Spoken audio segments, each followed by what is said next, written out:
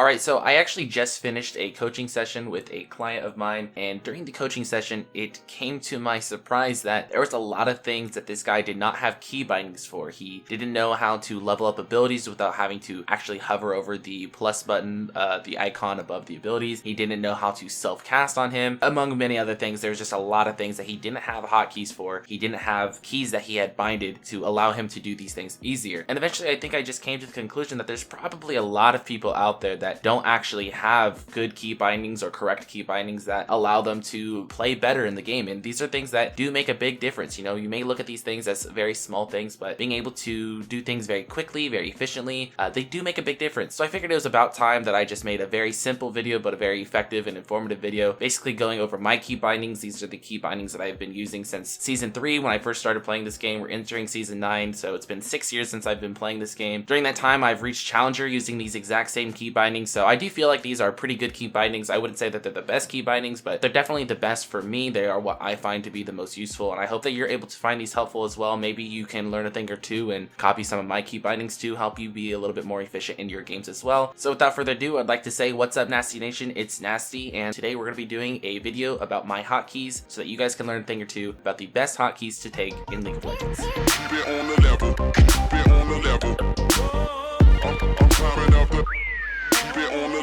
So let's start out with some of the most basic keys in the entire game. I would recommend that you take quick cast on just about every single champion. There are a few champions that I would recommend that you unbind these abilities on. For example, if you're playing someone like Viktor, I would highly recommend that you unbind the E. Just do something like that. That is going to allow you to direct your E a little bit better. The same thing goes for Rumble's R. It's the exact same kind of mechanic. I would highly recommend that you do that. Another champion example is Veigar's E. His little box stun is kind of hard to land without being able to see the radius of the box before you put it down. So that's why I would recommend unbinding it for him as well. There's a lot of other champions out there that have certain abilities I would recommend unbinding, but for the most part, I think quick cast on all your abilities is going to be the way to go. The next thing that I want to talk about is my 3 and my 4 key. These are unbinded as well because my trinket is where I have my wards usually, and then my 3 slot is where I usually keep my wards. I'm a support player, so every time I get wards, I put those in my 3 slot. The reason I have these unbound is because it's really beneficial to be able to hover the icon where you're putting your wards down, because see how the little circle where I'm about to put the ward down is white? Well, if it's white, that means that the ward that you are placing is not in a bush, but this circle will glow up green if you are putting it in a bush, which is very beneficial for putting your wards in the perfect place possible, because it is really beneficial to put your wards at the very tip of the bush. That way it covers as much ground as humanly possible. It'll give you a lot more vision that way, and by having this unbound, you can see the green circle, and you can put your ward in the bush at the very tip of the bush without having to risk putting it just outside the bush and messing up your ward. Another thing worth noting here is that instead of 5, I have the spacebar. I feel like 5 is just a little bit out of reach, and I think that the spacebar is much easier to press. There's definitely some other keys out there that could work and replace a 5. Maybe 5 is a comfortable position for you to reach, but for me personally, I think that 5 is a little bit too far, and that's why I like using spacebar. You can kind of be creative with this one and use whatever key you feel is most comfortable. And also keep in mind, you don't use this key all that often. This is just in case you have at least 3 items that are active items. That would be 1, 2, and 3 are already full, and then you get a 4th active item, but more times than not, you're not going to be using this slot all too much. The next thing that I want to talk about is under the abilities and summoner spells, and that is going to be all the way down to self-cast. It's really important to have a binding for this so that whenever you're in the middle of a skirmish, instead of having to locate yourself and having to put your cursor above your body and then being able to cast the ability, you can have your mouse elsewhere. You can be preparing for throwing other abilities at the enemy or potentially trying to help out another ally and still be able to shield yourself using self-cast. This works for champions like Karma with her E, with Nami with her W and E, Janna with her E, and many more champions. Now it shows here that I have this bounded to the left control on my keyboard, which is correct, but I also have a key binding on my mouse, so I'm actually holding down a button on my mouse. Either one really works. Control works, the mouse works. If you don't have a key binding on your mouse, then control is going to be perfectly fine, but if you do have a key binding, then I would recommend that as well. Now please notice that I am skipping over a few of these things. For example, this champion specific interaction. These are just random key bindings that I won't go over. I also skipped over a bunch of these up above. I'm just going over the ones that I find very crucial to your success. For example, we have here the leveling up ability, which is very important. It's important to be able to level up your abilities abilities without having to actually click the abilities. That way you can consistently focus on other aspects of the game, whether you're in the middle of a fight or you're trying to take Baron, whatever it may be. You don't want to be focusing on leveling up your abilities. You want to do that easily and continue to focus on the larger and more important objective. That's why I have this set to shift. If you play with the standard ring finger on Q, middle finger on W, and then your index finger on E, then this should be a very easy key binding to get used to. Just bring your pinky down to the shift button and you should be able to level up your abilities just like that. These key bindings here I don't want to talk too much about because I don't personally use them, but I did want to mention them because they can be a little important for other roles. For the support role, these are not key bindings that have too big of an impact on the game, but something like ADC or top lane, or actually basically any role except for support really that has to auto attack a lot, these are going to be very, very crucial keys that you should key bind. But again, I'm a support player, I don't use these key bindings all that much. Now, all the key bindings that you're seeing on the screen right now, the only one that I want to talk about is toggle camera lock. I feel like this is a big subject that a lot of people talk about, and that is whether or not you should be locking your screen. In my opinion, you should be able to play to a certain extent with both your camera locked and your camera unlocked. I wouldn't consider playing with your camera on lock permanently a good thing, and I don't think that playing with your camera unlocked is also necessarily the best thing ever. I think being able to play with a combination of both is really, really important, which is why I would highly recommend that you have a key binding to unlock and lock your screen frequently. Personally, I have mine as Y. I just slide my thumb up to Y and unlock it frequently. I know that can be a little uncomfortable for some people to bring their thumb up that far on their keyboard, but this is what I use. You can use something else or you can use the same, completely up to you. Now, under communication, there's a lot of other things that are seen here on the screen, but again, I just want to focus on one thing, and that is the area is worded ping. This is a ping that was introduced into the game about a year ago. I'm not exactly sure of the timeline, but it was introduced fairly recently. And the reason that I want to mention this is because the game will not bind this key for you. As you see, you have the retreat ping and the opening for the pings if you hold down V or if you hold down Alt, but the area is worded ping is not going to be one of those options. You have to bind that yourself. I have it under M. That is convenient for me. If that is not convenient for you, then something like Z, X, or C are also pretty common key bindings. Those are key bindings that I would recommend you use for anything really because they are pretty convenient, but for me, M works the best. The point that I'm trying to make here though is it doesn't matter what you bind it to, but you do want to go into your settings and make sure that you get this key bound. So that's going to do it for the key binding portion of this video, but now let's just go into the settings. I have all of mine on medium to high. It really does make a difference depending on how good your computer is. You can even actually go into shadows and just turn that off completely. It doesn't really help all that much. It just adds a little bit more detail to the game, and it's going to make you lag a little bit more depending on what kind of computer you have again. But definitely pay some attention to your graphics and make sure that you're not putting your graphics too high to the point that your computer is going to be all over the place and getting messed up. Now, when it comes to sound, this is another thing that people kind of overlook, but I do think that it's pretty important. Right now, I have the master volume all the way down to 0. That's just for the sake of me recording this video. Typically, I have it around 75. The music volume is something that I always keep at 0. I find it pretty distracting, honestly. If you find it distracting, then you might want to turn it off yourself. If not, then you can keep the music on as well, and that's fine as well. Now, from announcer all the way down to ambience, I have it at 50. These are things that I do want to be able to hear and be part of the game, but I don't want them to be overwhelming in comparison to something like the ping volume. Pings are very, very important. You should always be paying attention to the pings, and that's why I have pings a little bit higher above everything else, keeping that at 80. Now for the interface, I have my HUD scale all the way down to 1. I see a lot of people playing with the HUD really, really big, and it doesn't really make sense to me. Having a big HUD means that you're going to be seeing less of your screen because it's going to be taking over a larger portion of the bottom half of your screen. That's just a preference thing, but I would recommend keeping that pretty low. Minimap scale is definitely something that you want all the way up to 100. Your minimap is so important. You should be looking at your minimap at least once every 3 to 5 seconds, honestly speaking. And that's why that's all the way at 100. Chat scale, not really as important. That's why we keep it at a 50. Important to be able to see the chat and be able to see the pings if you can't hear them, as well as be able to see the timers for summer cooldowns and stuff like that, which is why it's at 50, not too high, not too low. The rest of the things on the interface are just a little less important, not quite as valuable. So then we'll skip over onto game. Now we can look here at the mouse speed. This is something that is going to vary from person to person. I'm not going to let you guys know that you guys should basically copy my 70 mouse speed. And the final thing that I want to mention is this little piece right here. I actually just had to unclick it because the recent patch made it reselected for some reason. But the auto attack option is not something that you want activated. You should be auto attacking brainlessly in between just standing still and in between your abilities. You should be able to control your auto attacks to the best of your ability. And that's why I would recommend that you have the auto attack box selected off. All right, ladies and gentlemen, well, that is going to conclude this video. I hope you were able to find this helpful. If you were, then be sure to leave a like, let me know down in the comment section below, and subscribe to help the channel grow. Also, be sure to check out my Twitter, Twitch, and Discord. Links to all of them will be down in the description. Anyways, I'd like to thank each and every one of you guys for sticking around to the end of the video. I hope you guys did enjoy this video, video, and I'll see you guys next time.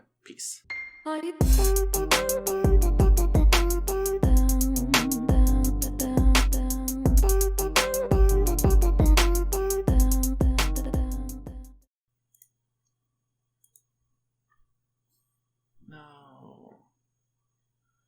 No.